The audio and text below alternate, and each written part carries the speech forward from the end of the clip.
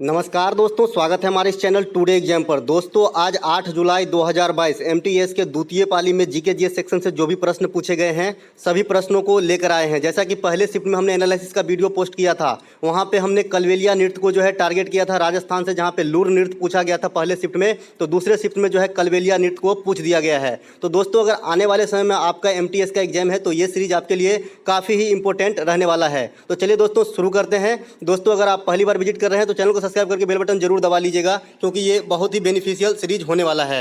एक प्रश्न आया था दोस्तों कि हॉकी में कितने खिलाड़ी होते हैं। सिंपल सा क्वेश्चन पूछा गया था। तो हॉकी के अंदर जो है 11 खिलाड़ी होते हैं। वहीं फुटबॉल में भी 11 खिलाड़ी होते हैं, क्रिकेट में भी 11 खिलाड़ी होते हैं। बात करें बेसबॉल की, जो अमेरिका का राष्ट्रीय खेल है बेसबॉल, तो इसमें 7 खिलाड़ी होते हैं। वॉलीबॉल 6 खिलाड़ी होते हैं। तो आपको ये सब ध्यान रखना है आगामी शिफ्ट के लिए।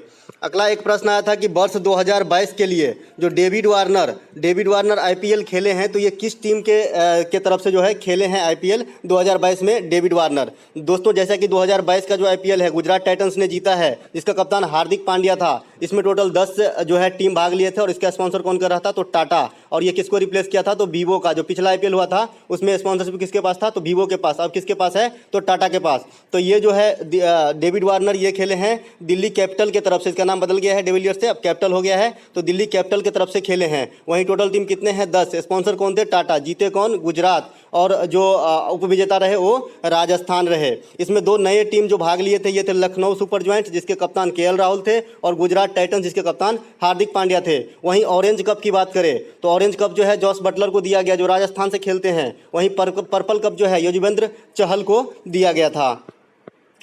अगला एक प्रश्न पूछा था, जो पहले शिफ्ट में हमने इस नृत्य को जो है टारगेट किया था कि आने वाले किसी शिफ्ट में भी ये पूछा जा सकता है। जहां राजस्थान के पहले शिफ्ट में जो है लूर नृत्य पूछा गया था, यहाँ पे दूसरे शिफ्ट में जो है कलबेलिया नृत्य पूछा गया। ये भी राजस्थान से संबंधित है। राजस्थान से और जो संबंधित नृत्य है फिर से एक बार दोहरा देता हूँ, ये है गणगौर, कठपुतली, घूमर इत्यादि। दोस्तों घूमर राजस्थान का है और घुमरा जो है ये हरियाणा का है, आपको ये ध्यान रखना है।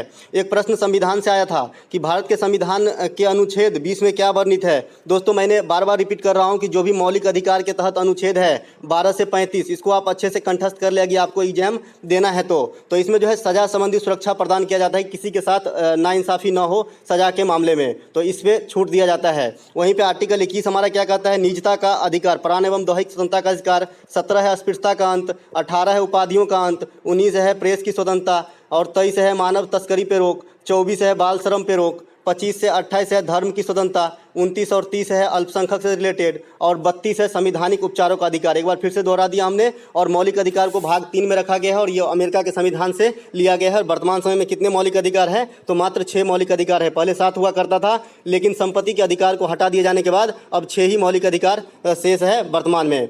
एक त्यौहार से क्वेश्चन आया था दोस्तों कि याओ संघ उत्सव भारत के किस राज्य में मनाया जाता है। तो याओ संघ उत्सव जो है ये भारत के मणिपुर राज्य में मनाया जाता है। हमने हॉर्नबिल भी बतला के रखा है दोस्तों कि हॉर्नबिल जो है नागालैंड में मनाया जाता है। आने वाले किसी न किसी शिफ्ट में जरूर छपेगा। वहीं पे लोसांग जो है सिक्किम में और लोसर जो है ये लेह में मनाया जाता है। अगला एक प्रश्न आया था कि भारत में आयुष्मान भारत स्वास्थ्य योजना की शुरुआत जो है किस शहर से हुआ था। तो दोस्तों आयुष्मान भारत योजना की शुरुआत 2018 में होती है रांची में। रांची कहाँ है, झारखंड के अंदर। झारखंड के मुख्यमंत्री कौन है, हेमंत सोरेन है। तो आपको ये भी ध्यान रखना है। एक प्रश्न आया था दोस्तों जो है स्मारक से कि सराय नूर महल भारत के किस राज्य में स्थित है। सराय नूर महल जो है भारत के किस राज्य में स्थित है, तो ये पंजाब के जालंधर प्रांत में स्थित है, जालंधर में स्थित है। वहीं पे स्वर्ण मंदिर कहाँ स्थित है, तो ये अमृतसर में स्थित है, जो सिखों का सबसे बड़ा गुरुद्वारा है। आपको ये भी ध्यान रखना है। अगला एक प्रश्न आया था कि पंडित किशन महाराज, दोस्तों वादन यंत्र से, जो वाद्य यंत्र से संचालित करते हैं, उनसे हर शिफ्ट में क्वेश्चन पूछे जा रहे हैं। तो आपको इसको जो है अच्छे से रीड करके जाना है। पंडित किशन महाराज जो है निम्नलिखित में से किस वाद्य यंत्र से संबंधित है। तो पंडित किशन महाराज जो है ये तबला से संबंधित है। वहीं तबला से अल्लाह रखा भी संबंधित है। पंडित रविशंकर सितार से संबंधित है। शिव कुमार शर्मा संतूर से संबंधित है। हरिप्रसाद चौरसिया बांसुरी से संबंधित है। भजन सुपारी, इनका हाल में ही निधन हो गया, ये भी संतूर से संबंधित है। बिरजू महाराज कत्थक से संबंधित है। तो आपको इतना जो है मोटे मोटे तौर पे याद रखना है। अगला एक प्रश्न आया था कि परमाणु क्रमांक कितने होती हैं क्रोमियम का। क्रोमियम का परमाणु क्रमांक पूछा गया था, एटॉमिक नंबर पूछा गया था। तो दोस्तों क्रोमियम का जो एटॉमिक नंबर है ये 24 होता है, 24 ऑप्शन में दिया गया था और यही राइट आंसर करके आना था। वहीं पे जो आने वाले शिफ्ट के लिए इंपॉर्टेंट क्वेश्चन रहेगा इस प्रकार के फॉर्म में, तो जो जैसा कि आप जान रहे हैं कि हर एक शिफ्ट में कोरिलेट करके पूछा जा रहा है, जो क्वेश्चन पूछ दिया गया उसी से रिलेट करके जो है दूसरा क्वेश्चन पूछ दिया जा रहा है। तो यहाँ पे आने वाले शिफ्ट के लिए क्वेश्चन इंपॉर्टेंट रहेगा कि प्रकृति में मुक्त अवस्था में, फ्री अवस्था में पाए जाने वाली धातु कौन कौन से होती हैं, तो ये सोना और चांदी होता है। साथ ही साथ सोना का लैटिन नाम Au होता है और चांदी का लैटिन नाम एर्जेंटम और सोना का ऑरम। तो Ag चांदी का और Au सोना का, तो आपको ये भी ध्यान रखना है। साथ ही साथ सोना जो है किस अम्ल में घुल जाती है, तो अम्लराज में घुल जाती है, आपको ये भी ध्यान रखना है, जिसे एक्वारेजिया भी कहा जाता है। साथ ही साथ मुक्त और संयुक्त दोनों अवस्था में पाई जाने वाली धातु है ये है तांबा। ये फ्री अवस्था और संयुक्त दोनों अवस्था में पाई जाती है।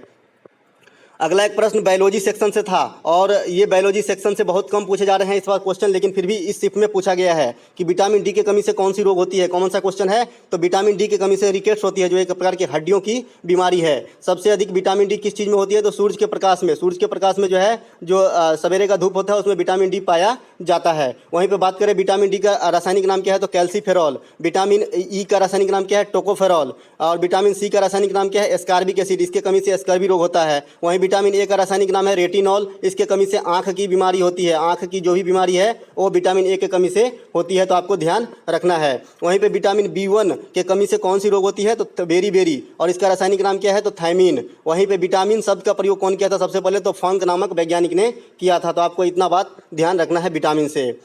एक क्वेश्चन आया था किताब से, द रोड और टू मसूरी के लेखक कौन है। द रोड है, ये रेड नहीं है, रोड है, द रोड टू मसूरी के लेखक कौन है, तो ये है रस्किन बॉन्ड। ये रस्किन बॉन्ड लेखक हैं इन किताब के।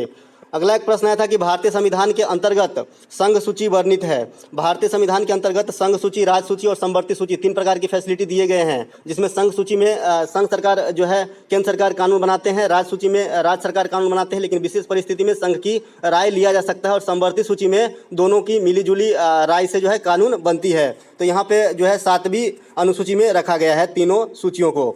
वहीं पे भाग 2 में क्या रखा गया है, नागरिकता। भाग 3 में मौलिक अधिकार। भाग 4 में नीति निषेध तत्व। तो आपको ये भी ध्यान रखना है आने वाले शिफ्ट हेतु। एक प्रश्न आया था दोस्तों ज्योग्राफी से कि दक्कन के पठार से कौन सी नदी दक्षिण से मिलती है, तो ये नदी है गोदावरी नदी।